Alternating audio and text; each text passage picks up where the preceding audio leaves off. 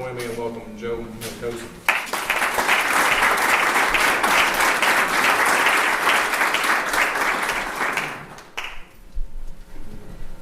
I've been told I have to eat the mic in order to get the sound up a little bit. Can y'all hear it already? Yes. If it's possible, can I get the lights down a little bit for at least the screen? It's kind of important to see the images. I want you to pay more attention to the images than me. Although I'm going to tell a little bit of a story up front. I like to put my lessons up front first. Who saw me present here a few years ago? I presented at one of your quality conferences. Okay, you can't shut off your answers. People are about to see it. When I look at cities, I tend to think of cities like a DNA, like a place and time. Knoxville will be growing into something sooner or later. It's come from somewhere. All the cities that we all come from someplace and go somewhere. If you want to see how I started my life, this is me when I was 3 months old. And this is my trajectory, right? So I'm going to be Papa whether I like it or not. Or more importantly, I look at this guy, my father. Now I have two genetic issues. I'm genetically Italian. You can see that from my last name or how often I'll throw my hands around. We like to eat a lot. But we also have genetic predisposition to heart disease. So I have to watch what I eat. I have to exercise. I have to lower my cholesterol, all of that stuff. I have to do that every single day in order to think about my future, right? You all do this.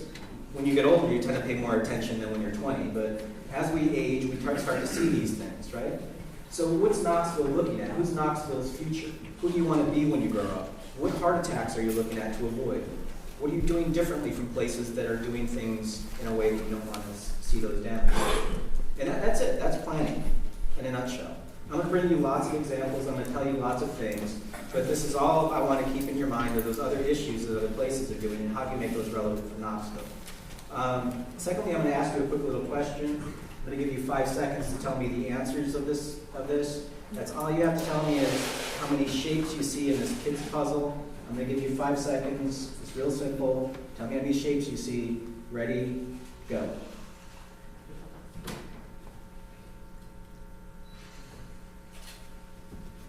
Okay, how many shapes did you all see? 8, 9, 18. Somebody say 22. 9. So we got 9 as a low and 22 as a high. How many kids were on the school bus? What time was it on the clock? You didn't see that? What I just did to you was a behavioral trick. There's a behavioral economist, a Nobel Prize-winning behavioral economist. His name is Daniel Kahneman. He wrote a book called Thinking Fast and Slow. We have 2 modes of thinking. I just put you in one mode. I put you in fast mode. I asked you a question. You would start counting shapes. You didn't see if there were 5 kids on the bus or that it was 10 after 10 on the clock because I didn't ask you that question. When we talk about cities, when we talk about regions, are we really asking the right question?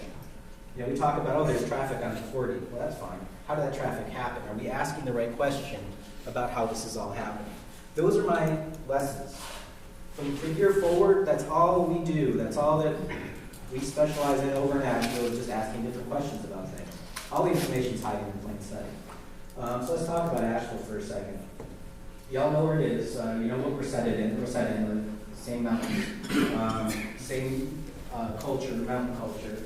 We've got more beer than you, though. We've got about, I think we're up to about 50 breweries now, which is crazy. It's like 3,000 people per brewery. We drink a lot.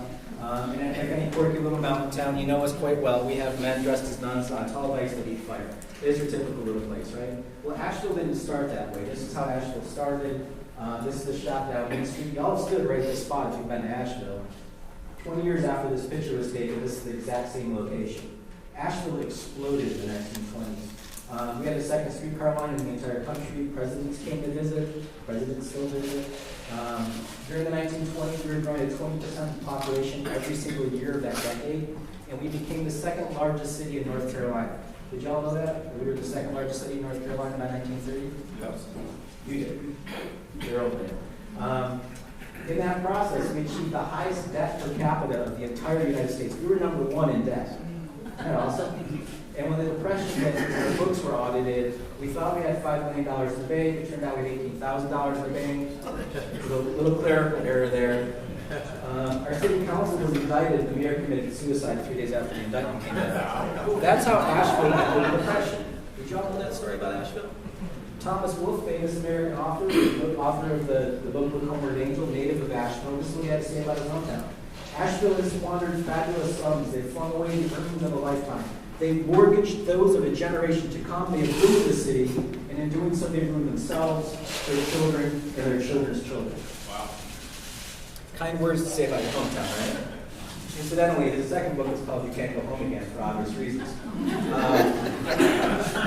Asheville was one of the few cities that chose to pay off its obligated debt. Unlike a lot of American cities that took the New Deal, Asheville was like, no, we don't want your federal money, we'll pay for it. It took us until 1976 to pay off that debt. This is the newspaper headline from 1976. You can tell it's a big deal. We've got Miss Asheville, Robert Tiara, three guys burned in the last bond. We tell Proctor and Billy down. It's a big deal when Billy shows up. But check this out. It's the third headline in the paper. After 40 years of debt, it didn't even take the lead story. We were so embarrassed about this that it was a damage to our psyche. Somebody dying in a prison fire, not even in our own county. This is like 2 counties away. We got the lead headline.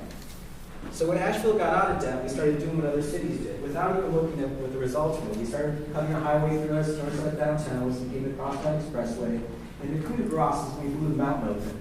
This is Bowcatcher Cut, this is Bowcatcher Mountain. Incidentally, the community took DOT to court because they wanted a tunnel, and DOT didn't know how to do a tunnel. They didn't have the technology, even though some lost civilization of human beings left us a tunnel right here. On the other side of the mall, or the mountain, the mall happened. And when the mall happened, our downtown died. Is this a familiar story for anybody?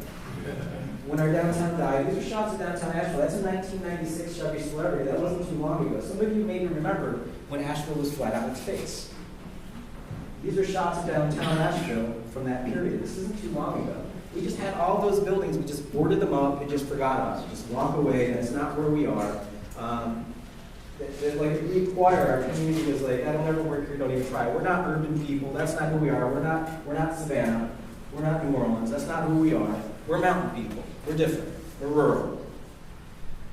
So a couple people tried, there's a longer story here. I ended up working for this company, Public Interest Projects. This is a for-profit real estate development company started by this man, Julian Price.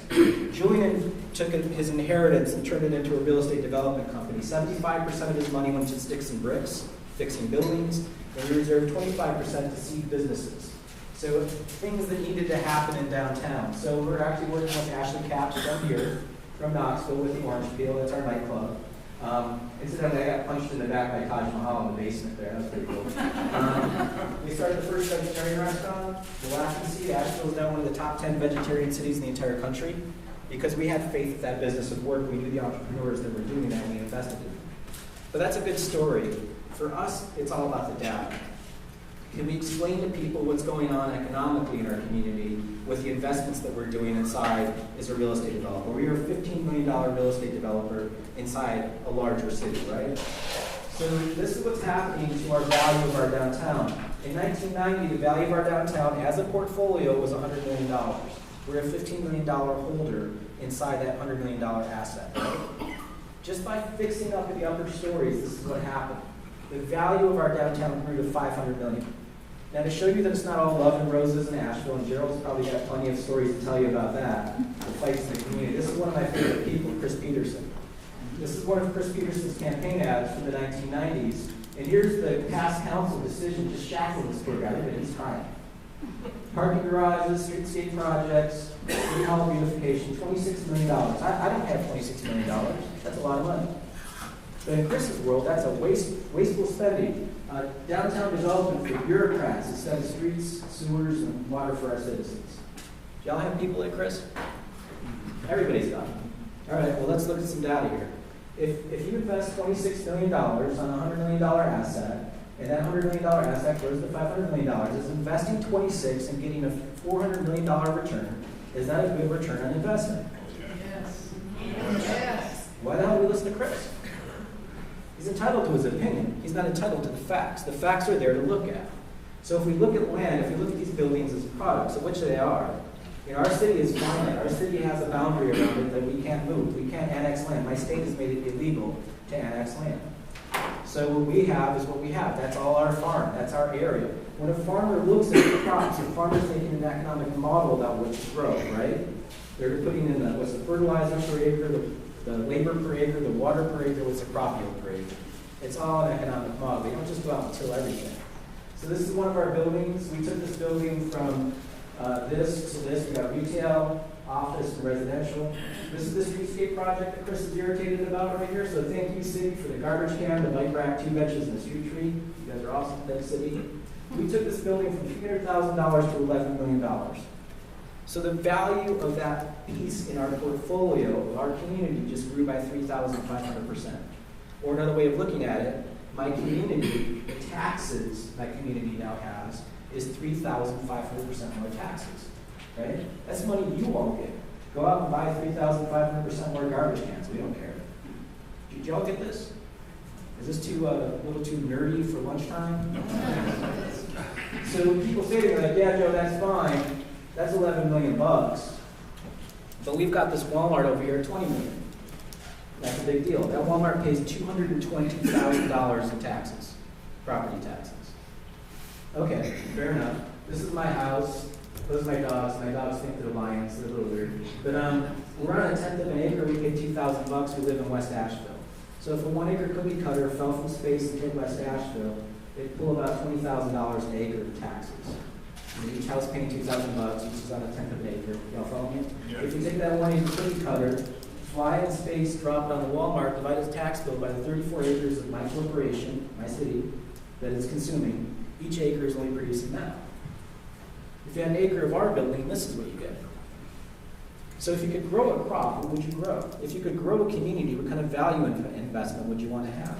Does this make sense? Yeah. So I was presenting this in Colorado. I want to make it really easy for people in Colorado. I was like, what would you grow in Colorado? they got the joke, by the way. This works in a lot of states these days. Now, in some states, like particularly Colorado, the cities are run off retail taxes. And they're like, Joe, look, we take the losses in property taxes for the retail taxes. Okay, fair enough. Let's run the numbers. So again, we focus on the wrong number. We focus on the total sales. The reality is that the city gets a portion of that. So 8 cents on the sales tax dollar, the city gets 27% return to that 8 cents, or about $47,000, which is more than the property taxes, but you added 2 of them together. And this is what you get, $51,000 of total taxes per acre. This is just our property taxes per acre. So let's be fair, we've got retail on the ground floor there. So let's add our retail taxes, and then put them with gas. Jobs per acre. How do you want to look at this? When you stack it up side by side, if you just look at the data in apples to apples way, it will tell you a different story about what your community is. Are you asking the right questions about what your community is? So we even have 90 units of residential per acre versus 0. The reason why we've been building this stuff for tens of thousands of years is because it makes economic sense. This goes back to Damascus. This works for us. This is what we have as cities. So some people say to me, like, dude, what's your problem? Why do you hate on Walmart? And you totally missed the point if that's what you're taking from this. I presented at the International Association of Tax Assessing Officers, which makes a planning conference look like Burning Man. It's like the most square conference. Is there an assessor in the room here? And it's a great conference, but they're unbelievably nerdy people. And at 8 in the morning, this guy was presenting. This is the head of property tax for Walmart. This guy was presenting his buildings to all the assessors in the entire country, 2,000 assessors. And he was showing spreadsheet after spreadsheet about how cheap his buildings were. I'm in the back of the room going, wow, this is brilliant. He's getting all of his tax bills lowered in one meeting. How efficient is that? I mean, think about it. Put simply, the crappier the building you make, the lower the taxes you pay. Period. That's it. So I rolled up to the microphone because as a citizen, my heart's collapsing because I'm realizing there's absolutely no connection between the property taxes I pay and the consumption of services that I consume. One Walmart property tax production, which averages about $250,000 a year per city, consumes all of that in just police services alone. That's the math. So I asked him, I said, Mr. Terrell, what's the useful life of one of your buildings? And he immediately shot back 15 years. Our job is to build a building, depreciate it down to nothing, build another building, depreciate it down to nothing. Our buildings don't matter to us. They're insignificant. We want the distribution system. Our buildings are throwaway. So realize that the average Walmart lasts about as long as a cat. That's the investment. So speaking of corporations, what kind of befuddles me is our illiteracy toward the tax system when we are a country that was formed on a tax revolt. Then is this Tea Act of 1773. Incidentally, that's the flag of the East India Bay Tea Company. We just basically ripped it off when we started our country, and we just dropped the Jolly Roger from it. Corporations are important. It's important that we talk about our communities that way. I mean, let's look up in Oxford American Dictionary. Incorporate, to constitute a company, a city, or other organization as a legal corporation. So for those counselors in the audience, you are on the board of directors for a multi-billion-dollar corporation. Do you think of it that way? In my city, which has a finite boundary of land to be managed, a finite number of acres, has to think of it like a farm. If my city were a Fortune 500 company, my city is worth $12.8 billion of taxable value. $12.8 billion. Do you think my mayor thinks of herself as 6 times the value of Ted Turner? Is my city thinking about the economic return of its decisions and what's going on economically the way that CNN would, the way that we'd expect Ted Turner to think about just a commercial or a TV program? Why aren't they?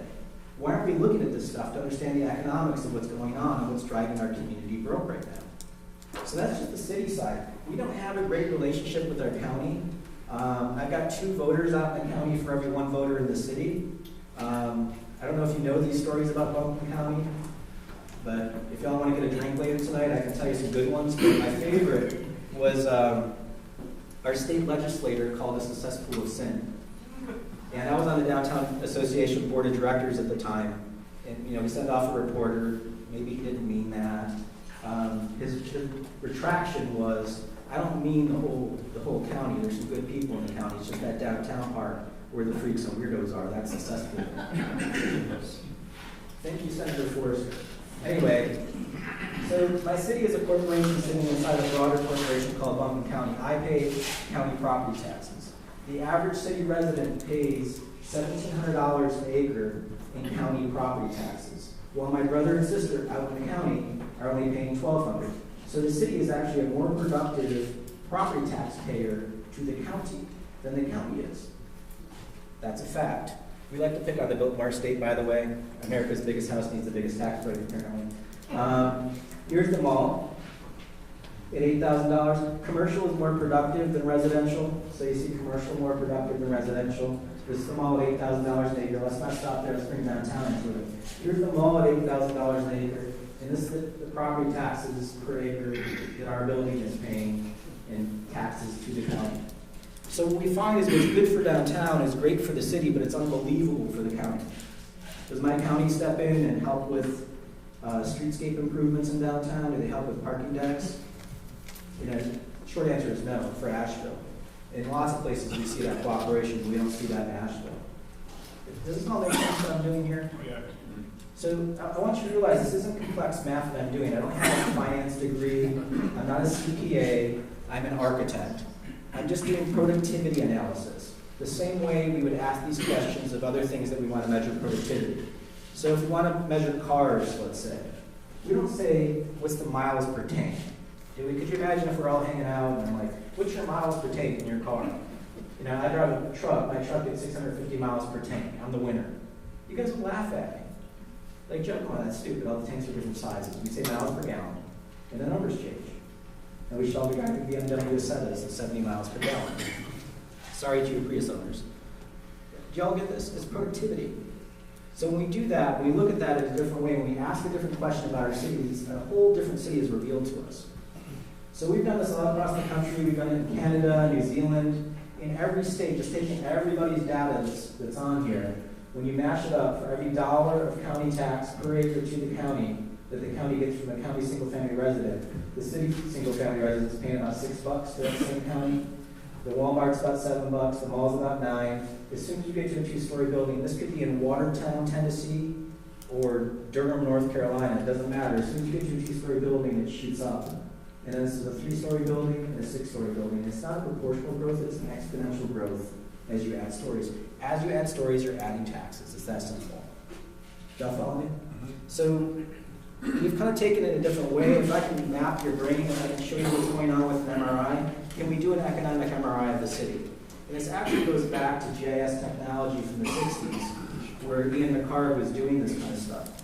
So taking the city and moving the city aside, we can do the things you typically expect, like map your streets and infrastructure. Your buildings are built on that. And then you have your ologies, your hydrology and geology, your nature and the man-made. We split the difference between the two, and we map the economics of what's going on. So let's go back to Asheville for a second. Here's Buncombe County. This is my entire county. This is the way people typically look at real estate. So here's non-taxable in gray. Low value is in green, hot is high value purple. Here's the Biltmore estate. So when Bill Cecil shows up, that's his property. It's a $100 million value piece of real estate. When he shows up at one of our council meetings, we all genuflect to Bill and thank him for his time. And he's a very important person in our community, right? But it's kind of not fair. He's got the biggest house in America, and he's sitting on 4,000 acres of land. He's got this massive gas tank. So of course it's going to be valuable. So rather than total value, here's value per acre. And now the map changes. I'll just show it to you in 3D. Anybody want to take a guess where downtown Asheville is? Boom. Right?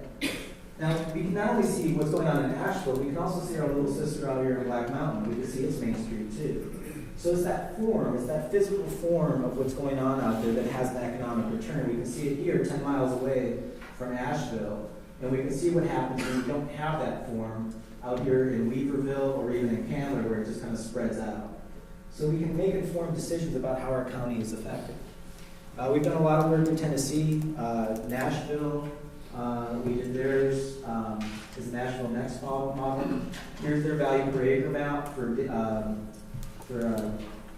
Davidson County. Here's their 3D model. It generally spreads around the university and to the southwest. You can clearly see downtown. We're kind of map nerds, so we try other forms of showing information. This is called a cartogram, where you do a two-dimensional distortion. So you distort things based on value production. So this is a map from 1921 showing energy sales in 1921. So of course, New York's the most populous state, so it's really killing it with energy sales. They also just made the Niagara Falls Energy Project, where Tennessee is down here at number 20, so it's 1/20th the size of New York. So doing the same effect, taking the value per acre and changing it into a two-dimensional distortion, this is the value field of downtown. So downtown, which takes up, let's see if this works, about that much land area, feels like that. So it's like a 1 to 13 relationship. Imagine having a staff of 10 salespeople and one person is producing 13% of the work. You know, you feel that economic impact of that person. So to go through some examples, here's the Opryland Mall at about $2 million an acre. This is 1,000 Oaks Mall at about $2 million an acre. Incidentally, Walmart's about $1.2 million. They have a very valuable Walmart. But when you get into downtown, you start to see things change. I mean, this is, of course, the Gulch is going to be killing it. It's 16 million an acre in the Gulch of value. But we also started seeing some other things. These little infill projects that we drive by, 7 million an acre, 10 million an acre, 11 or 10.5 million an acre for that. Now remember, that mall was 2 million an acre. This little guy is about 12 million an acre. So this is I'll just skip past this, but this is generally what happens with a single-use monolithic suburban pattern, and when you get into the core areas, then you start to stack stories and have that density. We also map, this is the property taxes, we also map the retail. Here's the retail taxes. We thought this area would explode. This is where the Green Hills Mall is, and downtown still beat Green Hills Mall. What was surprising here is it's not only beating Green Hills Mall, it's not heads and shoulders, it's leaps and bounds above Green Hills Mall. And that's the data. The data is there. So the total productivity looks something like this. And that's what's going on in Nashville. So if you had 6 acres of this building here, it would equal the 30-acre Green Hills Mall. If you had 21 acres of this little guy, it would equal the 123-acre Opryland Mall. If you had half an acre of this guy, the wannabe's karaoke bar, that thing, it would equal the 51-acre Oak Hills Mall. These are all decisions that you can make on a daily basis about how you develop your property. Or put simply, if you allow another system to happen, you're still making a decision of your economics. We did work in Lebanon, Tennessee, as well, which is just outside the, it's kind of in the satellite belt of Nashville. They're concerned about the sprawl that's happening here in Lebanon. What was interesting is what we saw going on out in Watertown. Did y'all know Watertown? It's a tiny little place. They film a lot of music videos there for the country music. But this is the side view of what's going on in Mount Juliet. And Lebanon is trying to repair itself before it gets hit by the tsunami coming westward, eastward. And then here's Watertown. Incidentally, Watertown has the highest value per acre in the entire county. And it's a little downtown, a little two-story building that's killing it. To show you the shape of things to come, here's Davidson County, and then the spread into Wilson County where Lebanon is. So they're looking at themselves regionally and going, okay, we've got to think about this. They don't want to be Gwinnett County. And we'll come back to Gwinnett County in a bit. But here's Atlanta, spread right into Gwinnett County. And Gwinnett County just went ahead and just allowed it to happen, and it just got overrun with development. So this is an animated model of what's going on since 1900 and how they developed their community. You can see how they built a core area back before the Depression. And that area is still producing value for them today. And yes, they suburbanized along Mount Juliet. And watch, this is when the tsunami hits in the 90s. You can see it grow up. It's great that they're getting reds, but it's not a lot of permanent value there. So the building forms matter. This is Wilson Bank and Trust. This is Wilson Bank and Trust. This is in downtown Watertown. This is in Lebanon. $7 million of value per acre. $3 million of value per acre. This is more than 2 times the potency of that. Same building. 2 acres of that building would equal the 19-acre big lots. 4.1 acres of this building would equal the 33-acre Walmart. And that's in the state that Lebanon is in right now in their downtown, which is not great. They need to repair it. They're also worried about regional systems. They're thinking about the regional rail line. They're thinking about the job centers along that regional trail line from downtown Nashville on out, how to cultivate wealth out here. Not just see themselves as a veteran community to downtown, but how can we do reverse community? How can we get some of this value that's happening in downtown Nashville to happen out here in downtown Lebanon? And so they already have some value started, and then they want to grow that up. And again, it's about looking at this like an economic MRI and seeing the data and making policy decisions to reinforce those economic conditions.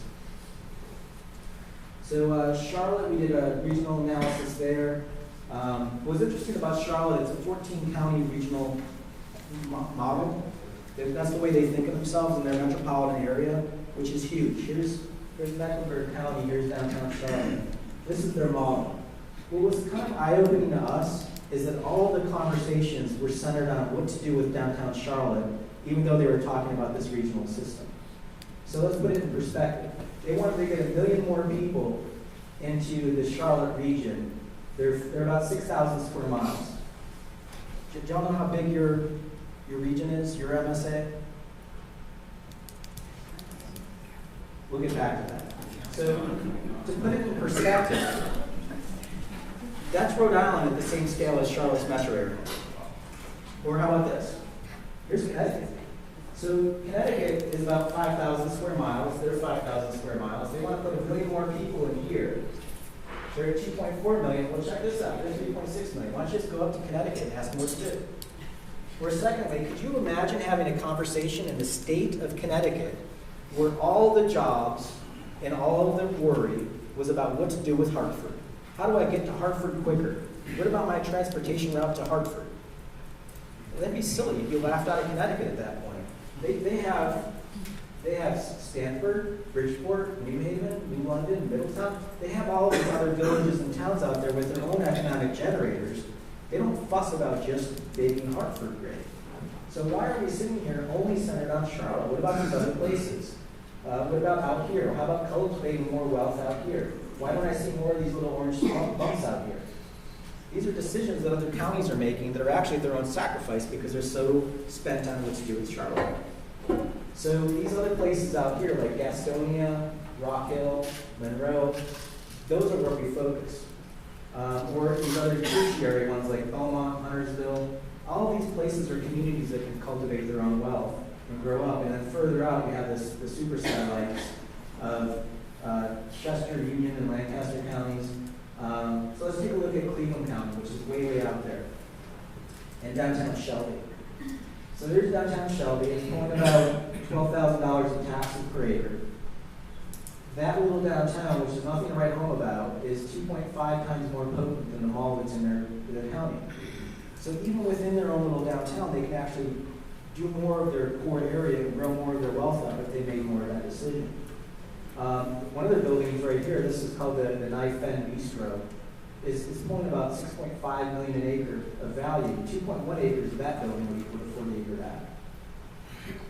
So those communities go broke all of their own decisions by all allowing a low wealth development pattern to happen. It's also, for the health folks in the room, it's also worse for us from a health standpoint. I can't walk as much in those environments. So the data is there. So back to you guys.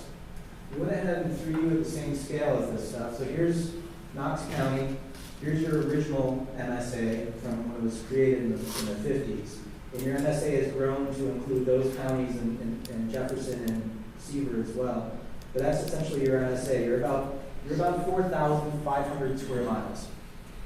And incidentally, I was trying to figure out which MSA report has all of these counties in it. You have like 6 different ones with some counties are in, some counties aren't in. We just wanted to grab how you guys function. So I know there's people that are complaining out in Rowan County about not being in, but we went ahead and put you in. So this is you at the same scale as the Charlotte MSA. So you're about 1,000 square miles less than Charlotte. Here's Connecticut and Rhode Island. You're about 2 Rhode Islands, more than 2 Rhode Islands. You're almost as big as Connecticut.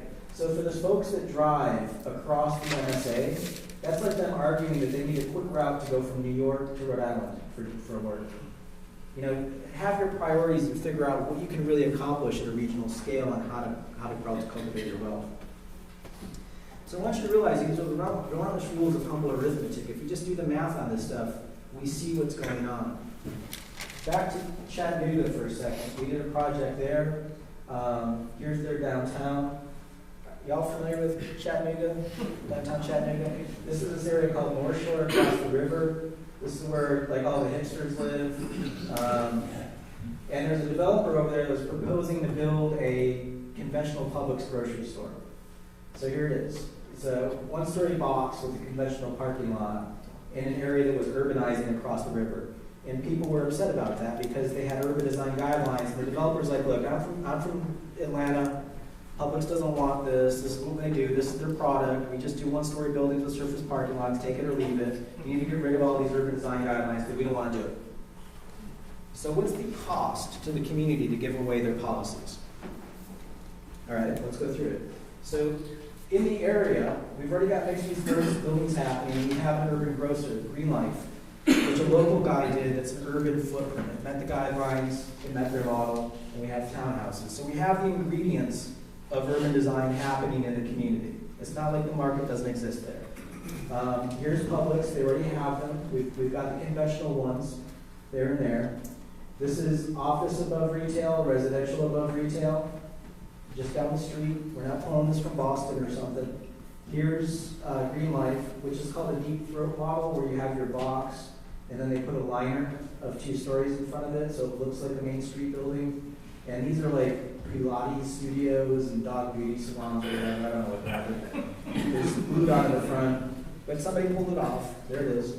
Publix has done stuff before. Go on the internet. Don't just take them at face value. Find out what else they've done. This is a Publix in Miami Beach built in 1998.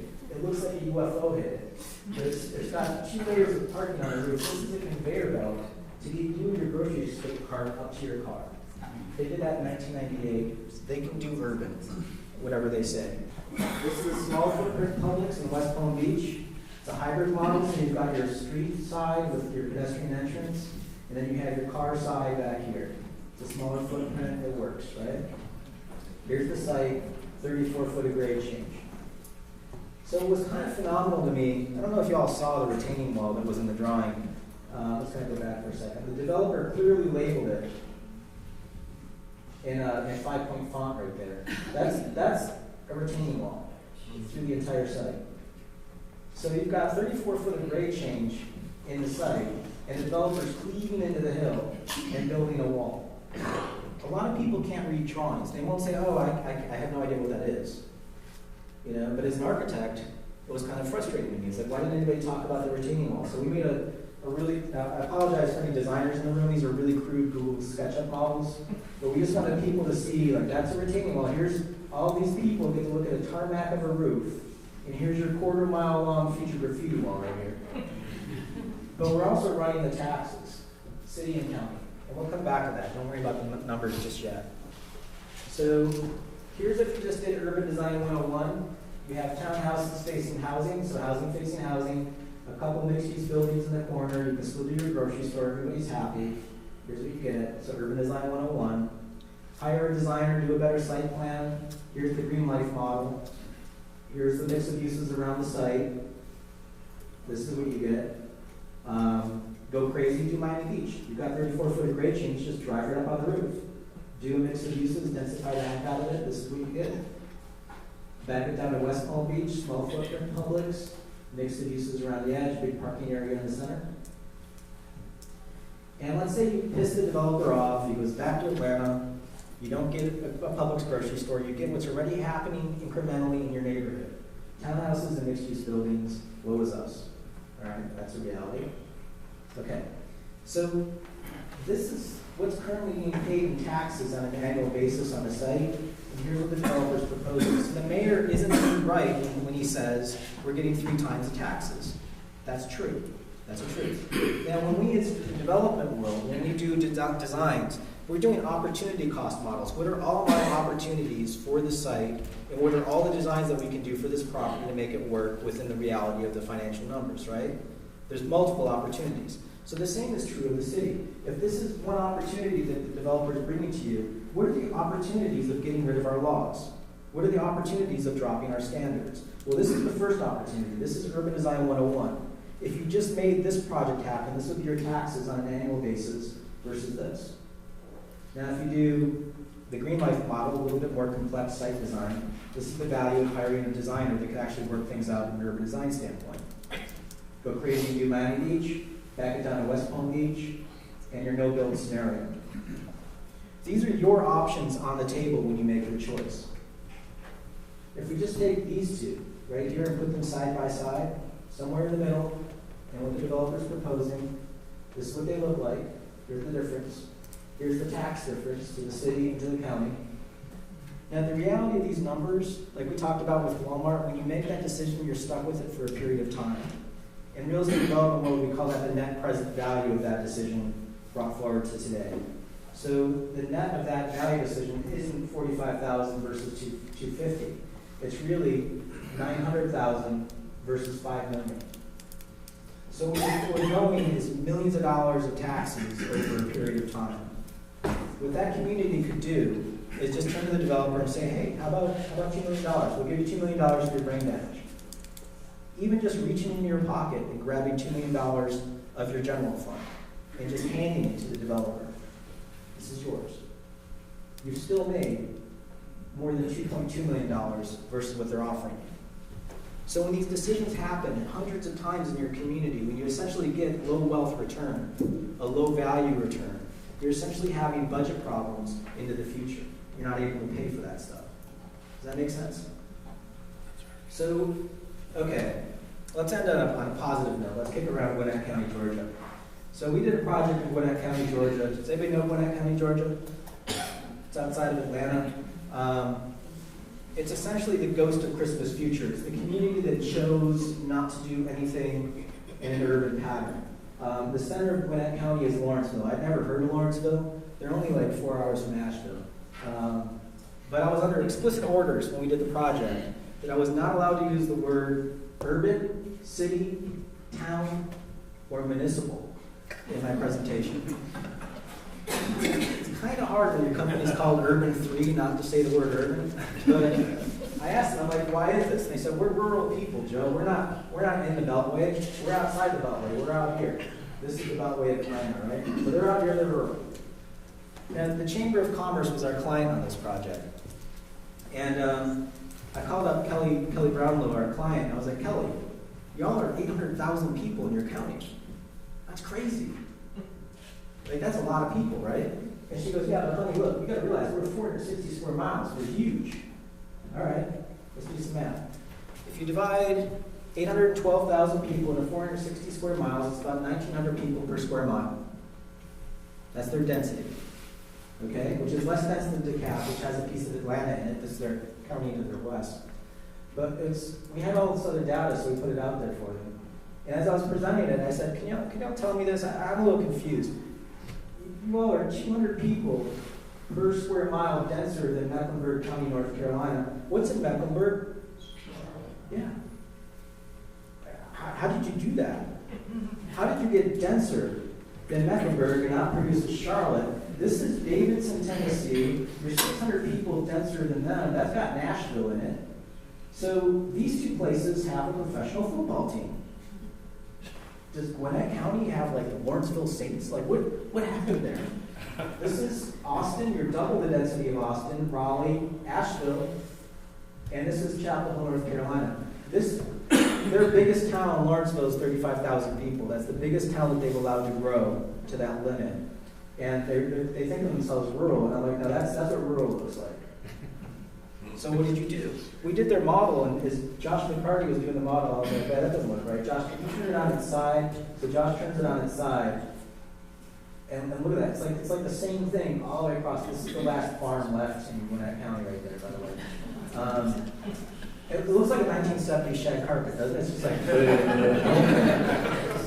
that's their choice. So this is what we typically see. This is why it was surprising us. This is Chapel Hill, Carrboro, and Hillsborough. And within each of these municipalities, I can see Main Street, Main Street, Main Street. Here's some urbanism over here. The value is reflected in the model. I can see what's going on from a data perspective and what's where the rubber meets the road. This is what they did. These are choices that they did. So this is the highest value per acre in all of Gwinnett County, about $8 million of value per acre. That's the peak of their model. All of these places are less dense, which has created actually more value. So we've made an economic heart monitor of Davidson County, Austin, Travis County, and this is Gwinnett County of Lawrenceville. These are all the same scale. We made an economic heart monitor to pulse them out. And we're like, well, look at that. So we've got a peak value of $192 million here in Nashville. Austin, $476 million of value per acre. And Lawrenceville, y'all are flatlining at $8 million. And so I asked them, I said, so you have all the same horizontal infrastructure as these places, but you have none of the value to pay for it. So you guys going broke yet? And they're like, oh yeah, we're going broke. Huh, who would have thought? You know, there's stories that we tell ourselves, and then there's data. I can tell you guys, hey, I'm Brad Pitt. I can say that all day long, but sooner or later I got to walk by a mirror. There's a reality of who I am. There's a data that's there. And that's all we want you to get you to see, is to know the data and know what's going on. So in Lafayette, Louisiana, they asked us to go down the next road. If you're going to do the revenue, you can do the cost. The mayor of Lafayette, Louisiana people are really funny, particularly the Cajuns. This is heart of Cajun country. The mayor's name is Joey Jarrell, or he was the mayor then. And he owns a pet store. He's a businessman. He's like, people don't understand how broke we are, Joe. You need to show them how broke we are. We're broke people. We're like, all right, we can get into the data. And when, to our surprise, when we started getting into the data, we found out that they got broke once before. So these are covers of their budget documents. I'm not making this stuff up, of what we discovered. In 1994, this is the cover. They call their counties down there, they call them parishes. This is the cover of the parish budget document from 1994. This is the Louisiana, or the Lafayette Parish government about to get hit by a tsunami and the sharks could eat it. I think the finance officer was trying to send a message. Now, what do you think the county council did with this, faced with this grave information? Kick that can down the road. The next year, undeterred, the finance officer put this on the budget document. hey, we're screwed. Now the third year, because the parish and the city are both, the city residents are also parish residents, they didn't want to see the parish go bankrupt. I mean, how did the county go bankrupt with the city being afloat? So they did a joint city-county government to bail the county out. And so here we are 20 years later, and we asked them, we said, what did you do to change your behavior in the 20 years, to change the way that you grew when you were already going bankrupt with that system? What did you do to change other than fire the artists for the first 2 years of Microsoft Clipart? Like, what did you do? Did you do anything to change things? So we did their model. This is their tax model. This is the productivity of their downtown. This is some new urbanism over here. You can see the purples. And they generally spread into the swamp, south and west. So just measuring something like pavement. You all own pavement. Every municipality and every county owns pavement, not the counties of North Carolina, but here you do. So measuring the pavement, taking all the roads and shoving them together, that's essentially a parking lot. It's a parking lot the size of 6.5 square miles. It will span from Long Island to Manhattan to New Jersey. They have to replace that every 45 years. It needs to be tore up, rebuilt. When you buy a road, when you get a road from a developer, it's a rebuild that you have to have for your grandkids, or your kids basically. It's about 12 times the size of the French Quarter. So 13% of that system is in these things, these cul-de-sacs. I call them publicly funded driveways. Like this guy even treats it like a driveway. And we said that, like, if you can't afford the system, cut off that. If they want to have it private, let it be private, let them pay for it. And they're like, well, Joe, you don't understand. People don't want to have traffic. They don't want traffic going through their system. He's like, well, that's fine. If they want that, it's no longer a road. It's a parking lot. It's a driveway. It's theirs. It shouldn't be the community that has to pay for it. You've got to make critical decisions. You've got to cut some fat on some of this stuff. So here's the city limits. Here's the county limits. There's a lot more roads in the city than out in the county. Yet when you look at how they financed it, this is how they financed it. They only got 7% of the funding from out in the yellow area, even though they had 30% of the road area. So I made a really, really dumb recommendation. I said, hey, these two pie charts should match. Seems fair. Well, that really pissed off one of the county commissioners. I love this. This is what he said to me. It's not where you live, it's what you believe. The public works director responded by saying this: there's no such thing as an infrastructure fair. So we had to Photoshop Kevin in on that one. By the way, he literally called himself the world's greatest public works director. I mean, maybe. Their roads fall apart every 45 years. They have these crises where they have to go out and patch roads all the time because they don't have a proper rebuild schedule. We were talking about this with the finance director before the show. This is a flaw in your financial models that every American city's got. They don't consider roads liabilities. They consider them assets. So let me ask you all a question. Can you pick your roads up and sell them to Chattanooga? No. That's a liability. So in real estate development, when we build a building or fix a building, we put an air conditioner on top of it. We build a replacement reserve into the cost model of fixing that air conditioner 20 years from now, or 12 years from now. You have to build that into the model. Cities don't do that. So cities go broke by not looking at their streets. So if you did do that, this is what it would look like. In 1960 to 2015, so we stopped them building any roads. This is the reserve account that they should have for all the streets that they've built. This is the actual revenue in blue. So not building any more roads and just going out in the future, this is what that model looks like. So let me ask you a simple question. Do you have enough revenue, the blue, to pay for the red, the liability? Let me make it easier for you. Do you have enough blue to pay for the red? Now, in addition to the fact that it's 18 times the scale of that, realize that of that revenue that, in their case, that they already have, half that revenue is already committed to the debt service and the bonds on the red stuff. They don't even see it. It goes straight to New York City. It's where the bonding companies are. Joe, get that? You do this math in your community to understand how you cash flow in the future. So if you did do that, this is what it would look like. This is all the sunk cost. This is the whole city turned on its side. We send everybody a bill for where they live. Actually, this is the entire county. And then this is the revenues of what gets produced.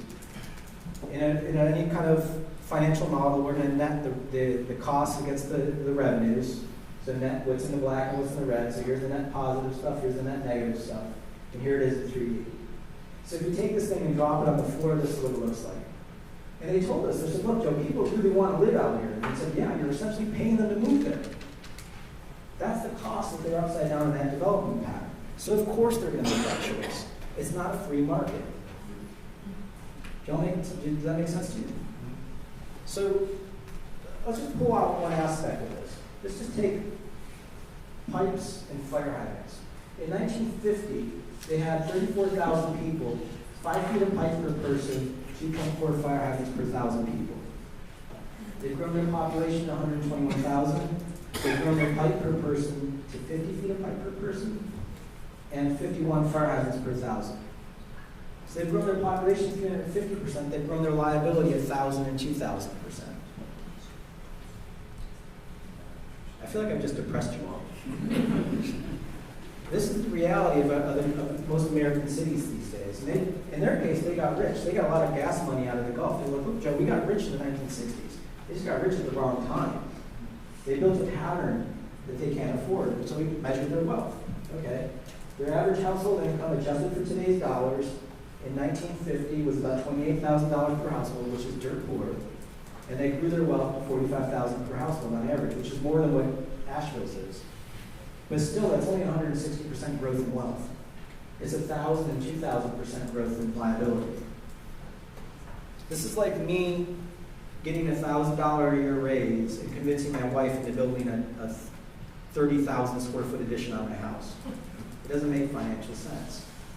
So this pattern that we see, when we lay down this development pattern, we're not accounting for that system that's going to be a penalty in the future. You all are dealing with that. Decisions that were made in the 60s and 70s in many of your communities in your region, and you have to pay for it today. And I think I'll stop there. If you all want to see more of this later this afternoon or this evening, got 2 more shows. So. Thanks for your time.